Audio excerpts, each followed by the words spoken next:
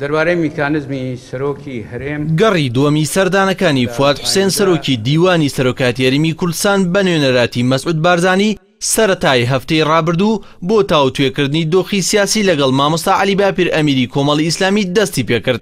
چاوەڕوان دەکرێت لەگەڵ لایەنەکانی دیکەش کۆبێتەوە. بە گوێرەی زانیاری سەرچاوێکی ئاگادار بەردەوامی هەوڵەکانی فواد حوسێن سەرباریەوەی کە ڕخنەی ئەوەی لەسەرا شتێکی ئەوتۆیان تێدانیە گۆڕانکاری گەورە و خێرا دروست بکات، بەڵام هیوای ئەوەی دروست کردووەتەوە کە لایەنەکان بگەێنێت بە یەک و لەو بارەیەوە زەمینە سازی بکات.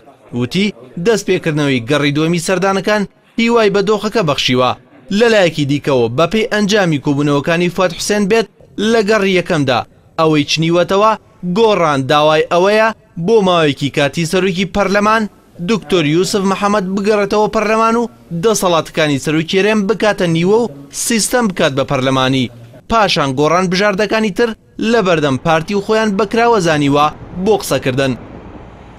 هاوکات بە گوێری قسەی سەرچاو ئاگادارەکە بێت دەبێت سوپاسی گۆڕان بکرێت لەوەی کە لەم دۆخەدا نەرمی دەنوێنێت لە بەرامبەر پارتی.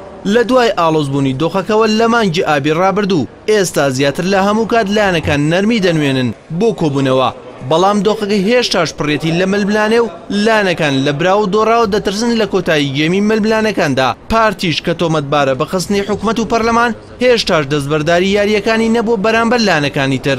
بە گوێرەی پێشبینیەکی دامەزراوی ستارتفۆردی ئەمریکی بێت کە کاریشیکردنەوەی هەواڵگری و پشت بەداتای دەستگا هەواڵگریەکان بەتایبەت CIA ئەمریکی دەبەستێت، هیچ ئاماژەیەک نییە بۆ ئەوەی تا کۆتایی ئەم ساڵ لایەنەکان یاریمی کوردستان لەسەر پرسەکان ڕێک بکەون.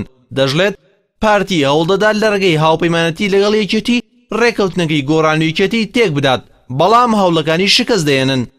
ڕەنگە ئەم شیکردنەوەیە لەوە سەرچاوی گرت پێ پارتی پێشنیاری ئەوەی خسووەتە بەردەم یەکێتی کە پۆستی سەرۆکی پەرلەمان وەربگرن کە پۆستی گۆڕانە، بەڵام ئەوان ڕەتیان کردوێتەوە بە یەک پاکێج لەگەڵ پارتی مامەڵەیان کرد بە جۆرێک کۆتا کۆبوونەوەی نوێنەرەکەی بارزانی لەگەڵ هێرۆ ئیبراهیم ئەحمەد و نەوشیروان مستەفا بووە پێکەوە.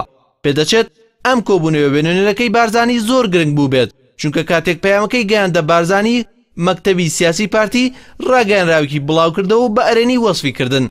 لانە سیاسەکان لە بەردەم دوو ئەگەردان بسازێن لەسەر دۆخی یاریمی کوردستانی یان بترازێن، بەڵام ئەگەری سێمیش هەیە، ئەویش ئەوەیە ئەم دۆخە وەکو خۆی بمێنێتەوە.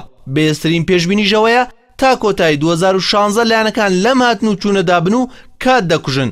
پارتیش لە دوای 2007ەوە هەوڵەکانی چڕ دەکاتەوە بۆی هەڵبژارنی داهاتوو نەکرێت، ئەگەرچی هیوایەکیش لە ئاسە سیاسی جەماوەرێکەدا هەیە بۆ ئەوەی لە نزیکترین ماوەدا لایەنەکان ڕێبکەون و کۆتایی بەم دۆخە بێنن.